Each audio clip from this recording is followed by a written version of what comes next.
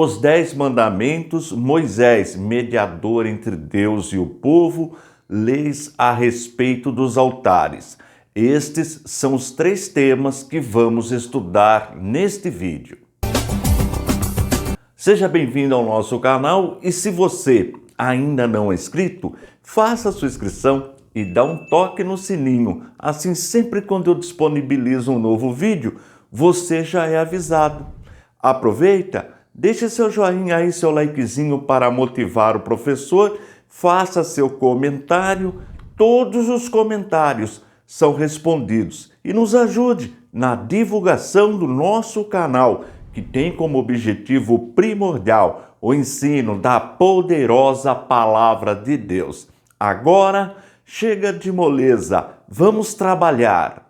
Nesta série, nós estamos estudando os livros do Antigo Testamento, capítulo por capítulo. Já estudamos o primeiro livro, Gênesis, que é formado por 50 capítulos. Todos os vídeos, todas as aulas estão disponíveis para você aí no playlist, Gênesis capítulo por capítulo. E agora estamos estudando o segundo livro do Antigo Testamento, Êxodo, que é formado por 40 capítulos. Com este vídeo, nós vamos chegar na metade do livro, ou seja, vamos estudar o capítulo número 20, que é formado por 26 versículos. Observe. Recapitulando, o segundo livro do Antigo Testamento, Êxodo, capítulo 20, é composto de 26 versículos e dividido em 3 partes. A primeira parte começa no primeiro versículo, vai até o versículo 17, tema os 10 mandamentos. A segunda parte, do versículo 18 até o 21, tema Moisés mediador entre Deus e o povo. E a terceira e última parte, do versículo 22 até o versículo 26, que é o último versículo, tema leis a respeito dos altares. Já ia me esquecendo. Todos os slides que eu apresento durante as aulas, durante os vídeos, eles ficam todos disponíveis no nosso site, no www.icp.com.br. Você vai encontrar no site sempre em destaque os slides da última aula e os demais estão todos em ordem alfabética. Eu aconselho você baixar este material, porque ajuda muito no aprendizado. Vamos agora para o contexto histórico. Nós estamos utilizando uma das ferramentas da história, a cronologia bíblica, ou seja, nós vamos pegar o evento e colocar na linha do tempo. Observe. Recapitulando o calendário cristão, Abraão está mais ou menos 2000 anos antes de Cristo. A estrelinha aqui significa a estrelinha de Davi, a D Anno Domini e a C antes de Cristo. Tudo isto nós já estudamos. Nós já aprendemos também sobre a conquista de Jericó por Josué, que as muralhas de Jericó caíram. Este é um achado arqueológico. A arqueologia é a ciência que desenterra a história, o passado, e foi catalogada, datada mais ou menos em 1400 antes de Cristo. Portanto, 600 anos depois de Abraão e 1400 anos antes de Cristo. Todas as datas são aproximadas. Logo, Moisés recebe a lei no Monte Sinai, que é o assunto deste vídeo, desta aula, mais ou menos em 1440 a.C. Por quê?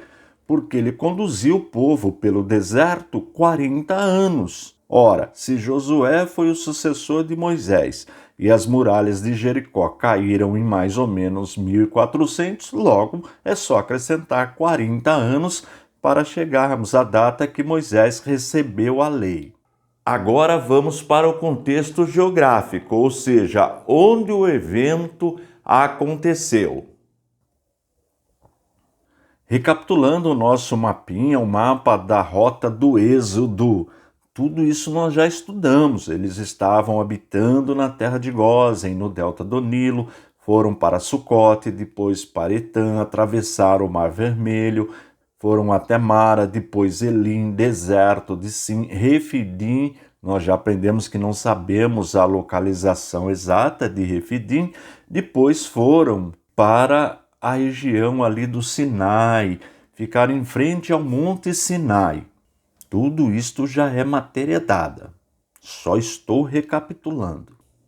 Vamos agora começar a leitura do capítulo 20. Vamos ler os 2 primeiros versículos. Primeira parte, do primeiro versículo até o 17, tema os 10 mandamentos. Então Deus falou todas estas palavras: Eu sou o Senhor, seu Deus, que eu tirei da terra do Egito, da casa da servidão.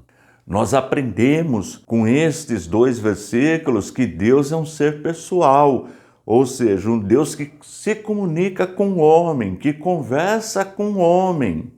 E aí nós vemos que o deísmo é uma heresia. E o que ensina o deísmo? O deísmo ensina que não existe essa comunicação. É como a pessoa que constrói um relógio, dá corda no relógio, ou põe bateria no relógio e deixa o relógio lá funcionando. Não interfere mais naquele equipamento. É desta forma que o deísmo vê Deus, mas nós não concordamos com essa doutrina. Nós classificamos como uma heresia. Nós somos teístas. E o que significa esse termo? Que nós acreditamos e temos sim como nos relacionarmos com Deus. Por exemplo, por meio da oração, eu falo com Deus. E por meio da leitura da sua palavra, das escrituras da Bíblia, Deus fala comigo. E este relacionamento, para nós cristãos, deve ser diário. Vamos agora para os 10 mandamentos, que eu considero o assunto mais importante deste capítulo, até mesmo deste livro, dos escritos de Moisés. Lembrando que Moisés escreveu os 5 primeiros livros da Bíblia: Gênesis, Êxodo, Levítico, Números e Deuteronômio. E há quem diga que Moisés também escreveu o livro de Jó, mas esse não tem como confirmar. Vamos para a leitura do primeiro mandamento. Primeiro mandamento, versículo 3: Não tenha outros deuses diante de mim. Este primeiro mandamento já lança por terra o politeísmo, a religião que ensina a existência de muitos deuses. Não, Deus é único e não podemos ter outros deuses em nossas vidas. Todos os demais deuses são falsos. Só existe um Deus verdadeiro, que é o Deus que nós servimos. Lembrando que o dinheiro também pode ser considerado um Deus. Bens materiais idolatram outras coisas, mas o cristão não deve. Repito, Deus falando, primeiro mandamento: não terás outros deuses diante de mim. Deus exige a adoração absoluta, exclusiva. Vamos para o segundo mandamento. Segundo mandamento, versículos 4, 5 e 6. Não faça para você imagem de escultura, nem semelhança alguma do que há em cima no céu, nem embaixo da terra, nem nas águas debaixo da terra. Não adore essas coisas, nem preste culto a elas, porque eu, o Senhor, seu Deus, sou Deus zeloso, que visito a iniquidade dos pais nos filhos até a 3ª e 4ª geração daqueles que me odeiam. Mas faço misericórdia até 1000 gerações daqueles que me amam e guardam os meus mandamentos.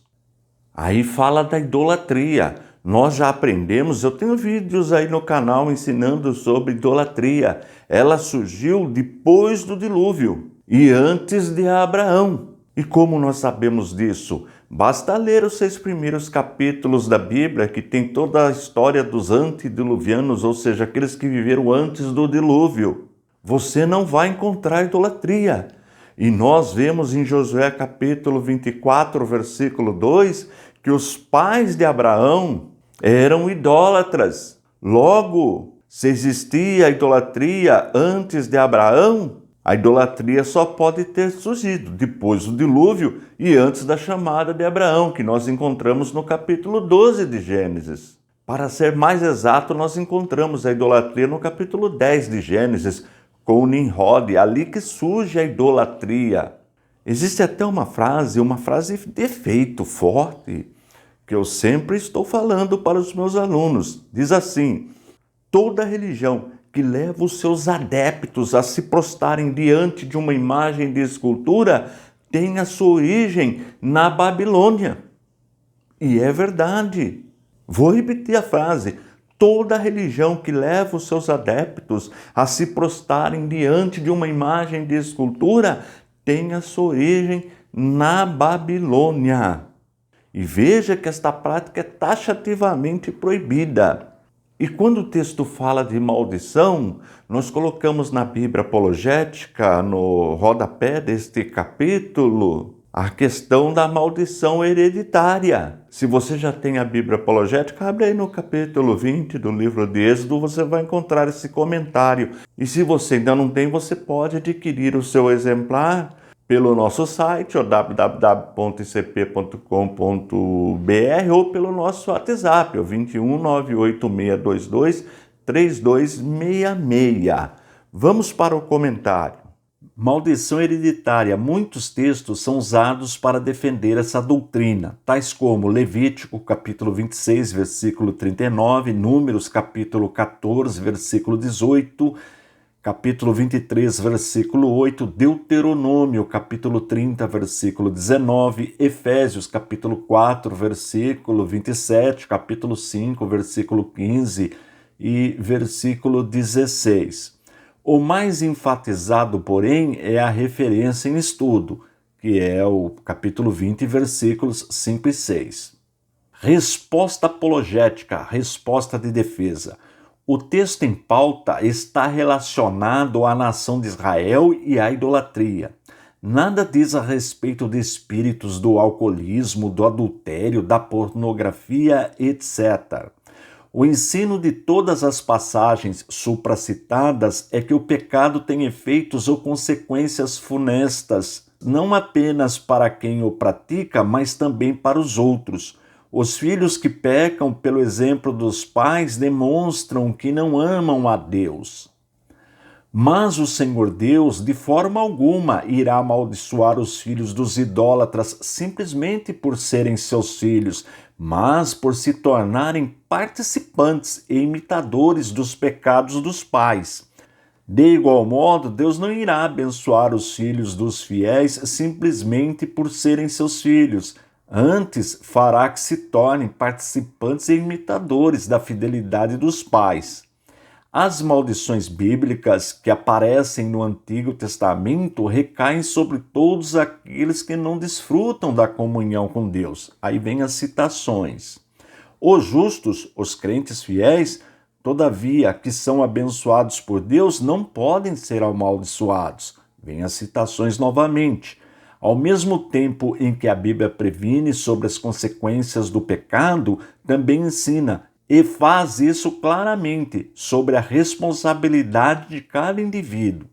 Todos nascemos pecadores, ou seja, sobre o domínio do pecado original, mas cada um de nós é responsável pelos pecados que comete e prestará contas de seus atos a Deus. Aí vem as referências. Terceiro mandamento.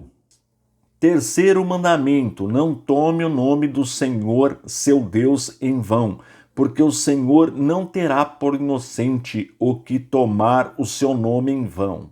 Este mandamento nos ensina que nós devemos ter muito respeito com as coisas sagradas, com as coisas de Deus, não necessariamente apenas o nome de Deus, mas toda a nossa vida. Não podemos profanar as coisas de Deus, levar na brincadeira. Não, nós precisamos de seriedade. Veja que nós vimos no capítulo anterior que o povo, para chegar na presença de Deus, houve necessidade de santificação. Aprendemos também que a santificação faz parte da salvação. Sem santificação não há salvação. Isto que significa não tomar o nome do Senhor nosso Deus em vão. E sobre a questão do nome Jeová, que é defendido pelo grupo denominado Testemunhas de Jeová. Eu tenho vídeos aí mostrando como surgiu este nome. É uma invenção, não que seja pecado falar Jeová, claro que não, mas este nome foi inventado. Já aprendemos também que Deus tem nomes genéricos e nomes específicos. E tudo isso é ensinado em teologia sistemática. Eu vou deixar o link para você aí na descrição. Vamos para o quarto mandamento. Quarto mandamento, do versículo 8 até o 11. Lembre-se do dia de sábado para o santificar. 6 dias você trabalhará e fará toda a sua obra. Mas o 7º dia é o sábado dedicado ao Senhor, seu Deus. Não faça nenhum trabalho neste dia, nem você, nem o seu filho, nem a sua filha, nem o seu servo, nem a sua serva, nem o seu animal, nem o estrangeiro das suas portas para dentro. Porque em 6 dias o Senhor fez os céus e a terra, o mar e tudo o que neles há, e ao 7º dia descansou. Por isso o Senhor abençoou o dia de sábado e o santificou. Todos nós sabemos, e a ciência também confirma isto, que nós precisamos descansar, pelo menos um dia na semana.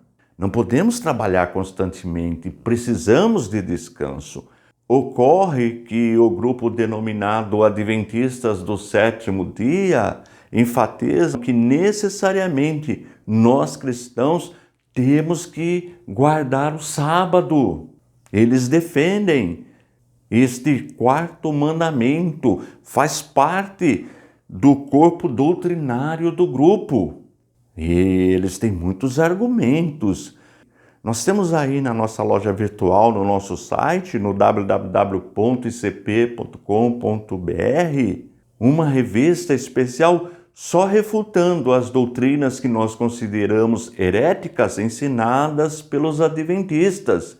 A questão da imortalidade da alma, que o grupo também não aceita, a questão da existência do inferno, a questão do juízo investigativo e a guarda do sábado.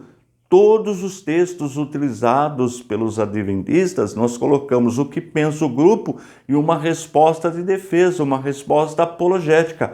Vale a pena adquirir um exemplar. É bem em conta, R$ 4,99 apenas, mas isso depois você vê no nosso site. Vamos agora para o argumento que está na nossa Bíblia, Bíblia Apologética, e também nesta edição especial, nesta revista especial. Observe. Adventistas do 7º dia argumentam: você gostaria de ter outro Deus diante de Deus? Curvar-se diante de imagens ou tomar o seu santo nome em vão? Não desejam vocês honrar seus pais? Ou querem matar alguém, cometer adultério, furtar, testemunhar falsamente, cobiçar? E ficam aguardando pela resposta que, obviamente, é não. Em seguida perguntam: por que então você não guarda o sábado se o mesmo faz parte do corpo dos 10 mandamentos? Resposta apologética. Em resposta a tal questionamento, devemos ler Mateus 12, versículo 5, que diz: são palavras de Jesus. Ou não tendes lido na lei que aos sábados os sacerdotes no templo violam o sábado e ficam sem culpa? Diante disso, deveríamos fazer aos sabatistas as mesmas perguntas com as quais gostam de abordar seus ouvintes, a saber: os sacerdotes no templo podiam ter outro Deus diante de Deus e ficar sem culpa? Curvar-se diante de imagens ou tomar o seu santo nome em vão e ficar sem culpa? Desejavam honrar os seus pais ou queriam matar alguém? Cometer adultério, furtar, testemunhar falsamente, cobiçar e ficar sem culpa? Podiam então os sacerdotes violar o sábado no templo e ficarem sem culpa? A resposta é óbvia, sim.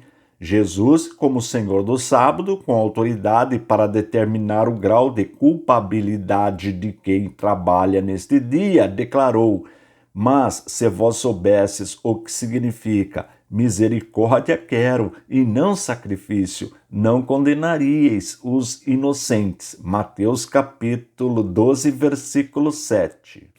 Vamos agora para o quinto mandamento.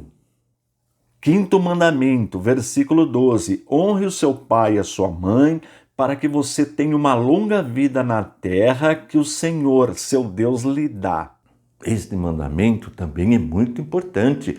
Nós precisamos honrar os nossos pais. E honrar aí num sentido amplo. Nós precisamos ver se os nossos pais não estão passando por alguma necessidade, se eles não precisam de alguma ajuda médica, ajuda financeira, um carinho, um bate-papo. Não podemos abandonar os nossos pais. E veja que é o único mandamento com promessa. Quem honra pai e mãe tem vida longa. Infelizmente, nós encontramos no nosso meio pessoas que frequentam a igreja, demonstram ser pessoas piedosas, mas não honram o pai e a mãe, não respeitam o pai e a mãe. Nós vamos encontrar também Paulo falando sobre este versículo no Novo Testamento. É muito importante. Precisamos amar os nossos pais e ajudá-los em tudo que eles precisarem. Fazer o possível. Vamos agora para o sexto mandamento. Sexto mandamento, versículo 13. Não mate. Não matar. Misericórdia.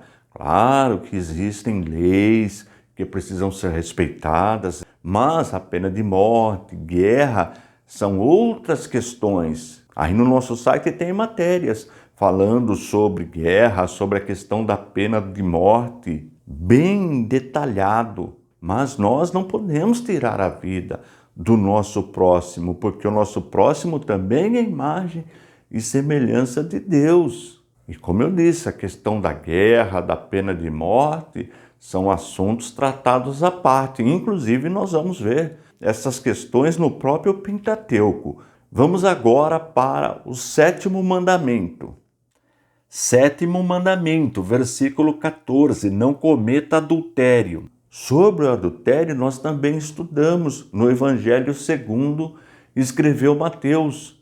Jesus trata deste assunto. Nós vamos encontrar regras aí no Pentateuco sobre a questão da poligamia, que é o homem ter mais de uma esposa. Neste caso, não é adultério. Claro que essa não é a vontade de Deus. No início não foi assim. Jesus fala também. No início foi o casamento monogâmico, um homem e uma mulher. E qualquer relação que aconteça fora do casamento é chamado de adultério. Nós, cristãos, temos uma vida monogâmica, ou seja, formado por um homem e uma mulher. E repito, Jesus tratou disso, tem vídeo aí no canal, vai no playlist, Mateus capítulo por capítulo, você vai encontrar comentários sobre esta questão. Vamos em frente. Oitavo mandamento, versículo 15, não furte. Esse mandamento também é muito importante. Vamos agora para o nono mandamento. Nono mandamento, versículo 16, não dê falso testemunho contra o seu próximo. Este mandamento tem a ver até com fake news. Eu tenho visto aí na internet liderança até mesmo evangélica falando contra o próximo e muitas vezes não é verdade, não procede o que a pessoa está falando, difamando o próximo, caluniando. Isso traz vergonha, traz escândalo para nós evangélicos. Precisamos tomar muito cuidado. O falso testemunho prejudica o nosso próximo, destrói a vida do nosso próximo, a reputação do nosso próximo. Mas, infelizmente, você sabe do que eu estou falando.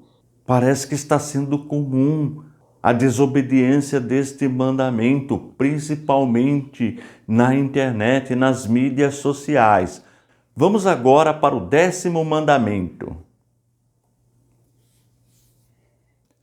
E 10º mandamento, versículo 17. Não cobice a casa do seu próximo, não cobice a mulher do seu próximo, nem o seu servo, nem a sua serva, nem o seu boi, nem o seu jumento, nem coisa alguma que pertença ao seu próximo. Não podemos cobiçar aquilo que é do nosso próximo, que o nosso próximo conquistou. E da cobiça vem a inveja. E a inveja é o pecado do diabo. Ele é invejoso, mentiroso, ele cobiça. Ele não suporta a ideia de que nós vamos morar naquele lugar maravilhoso que ele já habitou um dia. A cobiça é um pecado terrível. Devemos tomar muito cuidado. Não devemos cobiçar aquilo que é do nosso próximo. Vamos agora para a segunda parte. Segunda parte do versículo 18 até o 21. Moisés, mediador entre Deus e o povo. Todo o povo presenciou os trovões, os relâmpagos, o som da trombeta e o monte fumegante. E o povo, observando, tremeu de medo e ficou de longe. Disseram a Moisés: fale-nos você e ouviremos, porém não fale Deus conosco, para que não morramos. Sobre esse pedido do povo para que Moisés intercedesse por eles, tem um comentário na nossa Bíblia, Bíblia Apologética com os Apócrifos, no rodapé também deste capítulo, sobre como o catolicismo romano interpreta este texto. Observe, vou fazer a leitura do comentário católico e a resposta apologética na sequência. Catolicismo romano. Para justificar a intercessão dos santos, diz que Moisés rogava pelo povo. E vai mais longe ao afirmar que o nome medianeiro ou mediador é aplicado somente a Jesus Cristo. Primeira carta a Timóteo, capítulo 2, versículo 5. Porque sua mediação é absolutamente necessária, suficiente, não carecendo de auxílio. Mas isso não exclui os medianeiros, subalternos e dependentes de Cristo. Resposta apologética. Há problemas graves nesse argumento católico, porque a Bíblia não reconhece nem menciona qualquer mediação ao lado da única e suficiente mediação de Cristo. Não fala de mediadores ou medianeiros subalternos, mas de um só mediador, ou medianeiro. Jesus disse: eu sou o caminho, a verdade e a vida. Ninguém vem ao Pai senão por mim. João 14, versículo 6. Os apóstolos deram testemunho inequívoco disso. Debaixo do céu nenhum outro nome há, dado entre os homens, pela qual devamos ser salvos. Atos capítulo 4, versículo 12. Porque há um só Deus e um só mediador entre Deus e os homens, Jesus Cristo, homem. Primeira carta a Timóteo, capítulo 2, versículo 5. Se alguém pecar, temos um advogado para com o Pai, Jesus Cristo o justo. Primeira carta de João, capítulo 2, primeiro versículo. Se a mediação de Cristo é única, então exclui qualquer outra mediação. Cristo é o verdadeiro e único mediador, o que torna falsos todos os outros mediadores ou medianeiros. A intercessão de Moisés não serve como exemplo para a mediação dos santos, conforme ensina a Igreja Católica. Moisés estava vivo e os santos católicos já morreram, portanto, não participam mais das coisas deste mundo. Vamos agora para a leitura dos versículos 20 e 21. Moisés respondeu ao povo: não tenham medo, Deus veio para provar vocês e para que o seu temor esteja diante de vocês, a fim de que não pequem. O povo estava de longe, em pé. Moisés, porém, se aproximou da nuvem escura onde Deus estava. Nós já aprendemos no capítulo 19, na aula anterior, que o povo tremia de medo, que o povo preferiu que Moisés fosse o mediador. E agora nós vemos de novo nesse capítulo, o povo ficava de longe, só Moisés que tinha este contato pessoal com Deus. E neste caso, dentro da tipologia bíblica, Moisés representa Jesus, que nós vimos na refutação do catolicismo, que Jesus é o nosso único mediador, ele que faz a ponte com Deus Pai. Vamos agora para a terceira parte, que é a última parte deste capítulo. Terceira e última parte do versículo 22 até o 26, leis a respeito dos altares. Então disse o Senhor a Moisés: assim você dirá aos filhos de Israel: vocês viram que dos céus eu lhes falei. Não façam deuses de prata ao lado de mim, nem façam para vocês deuses de ouro. Façam um altar de terra para mim, e sobre ele vocês sacrificarão os seus holocaustos, as suas ofertas pacíficas, as suas ovelhas e os seus bois. Em todo lugar onde eu fizer celebrar a memória do meu nome, virei até vocês e os abençoarei. Se vocês fizerem um altar de pedras para mim, não o façam de pedras lavradas, pois se fizerem uso de ferramentas, vocês terão profanado o altar. Nem subam ao meu altar por degraus, para que ali não seja exposta a sua nudez. O texto fala novamente da idolatria de falsos deuses, fala também que o altar deve ser bem simples. E por quê? Para que toda a atenção seja para Deus, que nada desvie a atenção na hora da adoração. Infelizmente, nós encontramos, até mesmo no nosso meio, templos luxuosos. E aí a pessoa vai até o templo, se concentra mais naquela construção do que em Deus. É nesse sentido que a Bíblia está ensinando que o altar deve ser construído de pedra simples, não trabalhada. Repito, para que toda a atenção seja voltada para Deus. E a questão também da escada. O sacerdote devia se vestir de tal forma que não aparecesse a sua nudez. Se transportarmos isto para os dias atuais, nós também precisamos nos vestir de forma que não chame atenção, que durante o culto o nosso pensamento esteja voltado totalmente para o nosso Deus, para a adoração. E sobre esse tipo de vestimenta do sacerdote, nós vamos estudar mais sobre esse assunto nos próximos capítulos. Agora você deve ler o capítulo novamente, de preferência, baixe os slides que estão disponíveis para você lá no site, no www.cp.com.br. Vai fazendo a leitura com os slides, observando os detalhes, os comentários. Utilize este material para ajudar os novos convertidos no discipulado. Desta forma, você também fará parte do nosso ministério, que tem como objetivo primordial o ensino da poderosa palavra de Deus. Estou indo embora, forte abraço e fique na paz de nosso Senhor e Salvador Jesus Cristo.